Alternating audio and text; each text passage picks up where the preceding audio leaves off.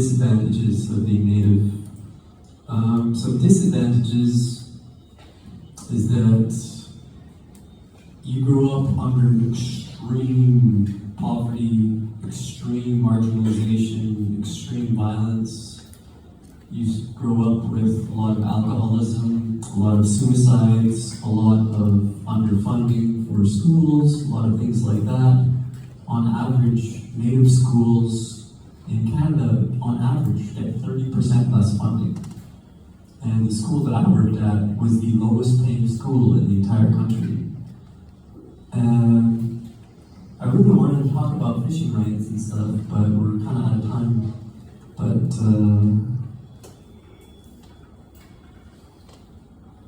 related to that, there are all the mining jobs. It's all white guys. It's all people who are willing to assimilate to the colonial body. And assimilating into the colonial body means you take in all the violent colonial propaganda. Hatred towards women, hatred towards immigrants, hatred towards people of Islam, hatred towards queer folks, hatred towards trans folks, hatred towards disabled folks, all of these different things. So those jobs are pretty much culturally protected for colonial people.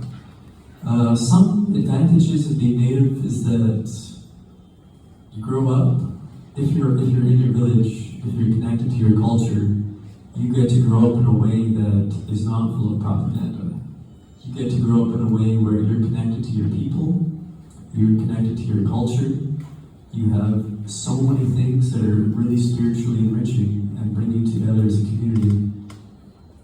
In most of North America, you don't have spaces where there's community. So it's really alienating, it's really lonely, it's really depressing, and this is why so many people get politically alienated and destroyed, because they don't have community. Community is the biggest thing that brings you together. It makes you compassionate, it breaks down barriers between people. What the colonial states want is they want division. They want everybody hating each other. They don't want people gathering, listening to each other's struggles, finding out what's going on, hearing everybody's voices. A very powerful vested interest they have is making sure that we're all divided and not knowing what's going on with each other. Because once we gather, once we know what's going on with each other, we can support each other. So they're very focused on making sure that doesn't happen, but with so much of our stuff, it's so focused on inclusion and pro-social values and supporting each other. Go ahead.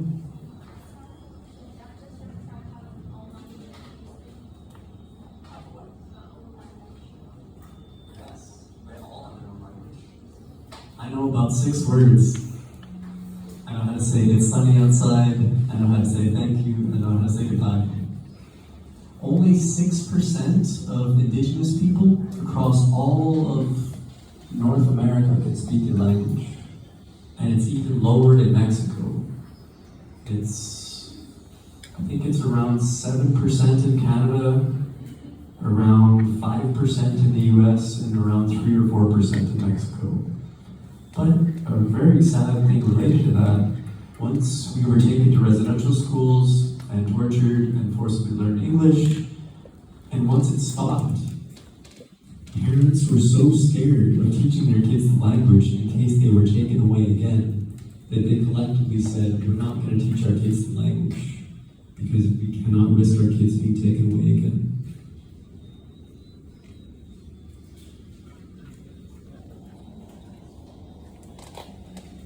Go ahead. So, are there any like important landmarks or events that are like very visible to the health of people? There's a few really funny landmarks, not for Helsing people, but to do with the history of colonization. There's a guy named Captain Vancouver, and he led the colonization of that region. And there's a placard which shows this one nation was so tough, he was done. They told him, you can't come through here. We're going to war if you come through here. And there's a little placard of where Captain Vancouver had to turn around and give up. But but we have a lot of important things. Afterwards, if we have a few minutes, I'll show you where we take our culture. It's called the Big House. Before we had the Big House, we used to host all of our cultural events, all of our funerals, all of our different things in our basketball gym. Because the Canadian government destroyed our last big house about 110 years ago. And about 5 years ago, we finally built a new big house. And it's a really special place. You can fit 1,400 people in it. And for each of the events, it's called potlatches. There's different events. In the farther east, they have powwows where it's a lot of dancing.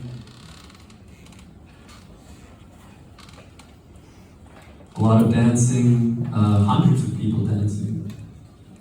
But with ours, it's a lot more sitting and watching and witnessing what's going on. And each day of the potlatch goes for 12 hours.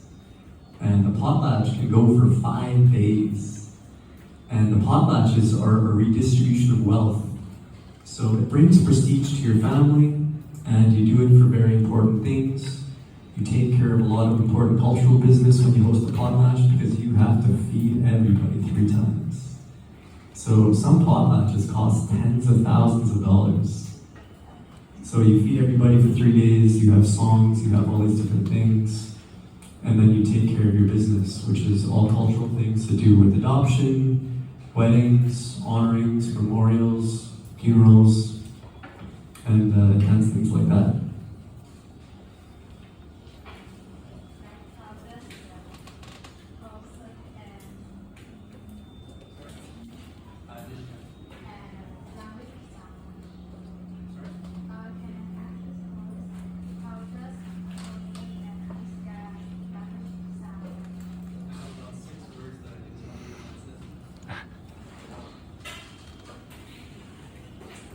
So most of the languages, they're all tonal. So as Vietnamese folks, you would do really good learning it. But speakers from Romance languages have a really, really hard time with tonal. We say goodbye by saying Winisika. To say it's sunny outside, you say Pilo Clio. And I can't remember the other ones right now, but it sounds intense. There was a really funny thing too where there was this like stereotype of Native people drinking so much. And then part of it was a miscommunication because the way that we spoke, it sounded like the person had a lot of stuff going on in their throat. But that's where the tones and that's where the sounds come from, was deep in the throat. Go ahead. Or they just delete it from their textbooks entirely? It's gotten better. It was deleted from the textbooks for like 100 years, but it's getting better now. But a lot of the time it's still like really whitewashed, it's really tame, it's really tepid, it doesn't talk about it explicitly. There were some in the US where like, and then the natives just shared the land, and that was it, and everybody was happy. There was no genocide, there was no wars, there was no treaties, there was no lies, there was no deception. But it's getting better, it is getting better.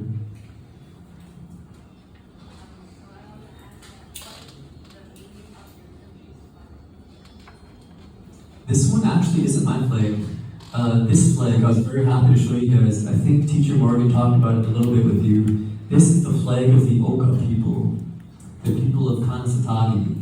This flag became the international symbol of Indigenous resistance, not just in Canada, but in the US and Palestine. There's several of these flags flying in Palestine, because in 1991, this nation fought the Canadian government and won.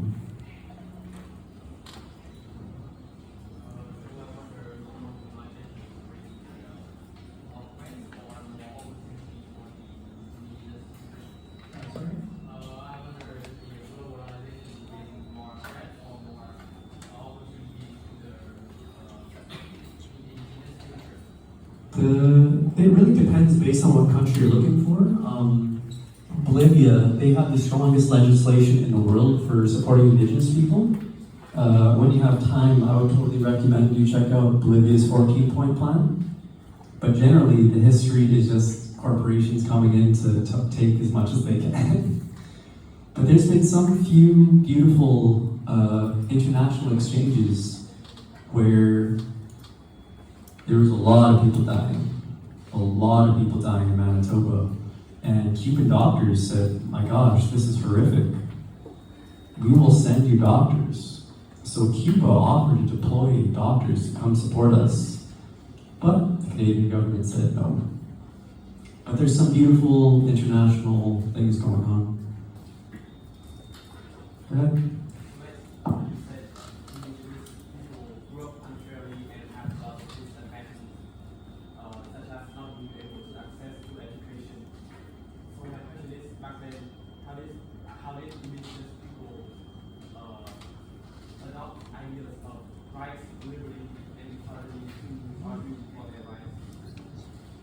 So our culture just has these values already.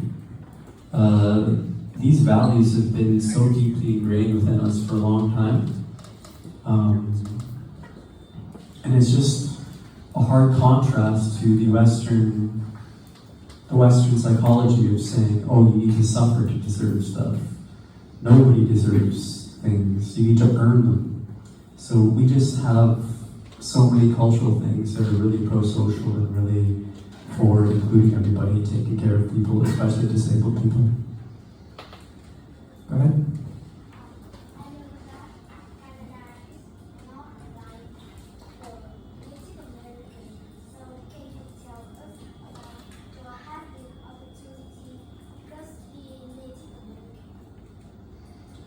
Sorry, can you clarify?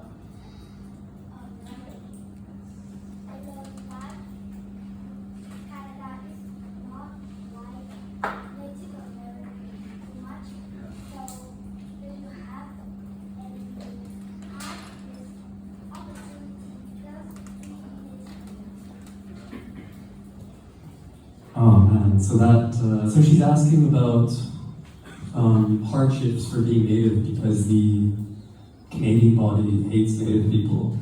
So this was a really big thing with fishing rights.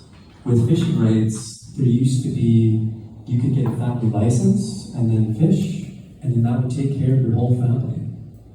But corporations were legally able to buy all the fishing licenses, and they would buy 3 family licenses and then convert it into an industrial license. So they bought almost all the fishing licenses and they just had a fleet of industrial ships. And now you have the historic prosperity of the fishing industry, which was our way of life for more than 14,000 years, which has been privatized and taken from us. So we've had many of our ways taken from us. We've had so many good jobs taken from us. And even independent of the jobs, if we had our resources, if we had our land, all the wealth comes from the land. So it's just the privatization and state efforts that deprive us of prosperity. Go ahead. So what is the biggest jamming insight that happened in the music of the American history? I don't know how to quantify this one, but I could list 100 examples. But one really important thing to talk about with the genocide is the big focus of genocide is not just to kill. The focus of genocide is to erase a people, to erase their identity, to do everything they can to make them assimilate.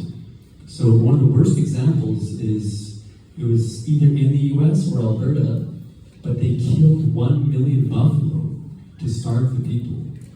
Because the buffalo was so inherent to their culture. Their medicine, their clothes, and their food all came from that. And they couldn't beat them in the military warfare, so instead they attacked their food source and destroyed the foundation of their peoples. Go ahead.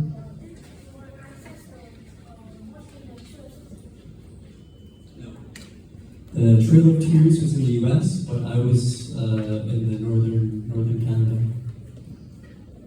Go ahead.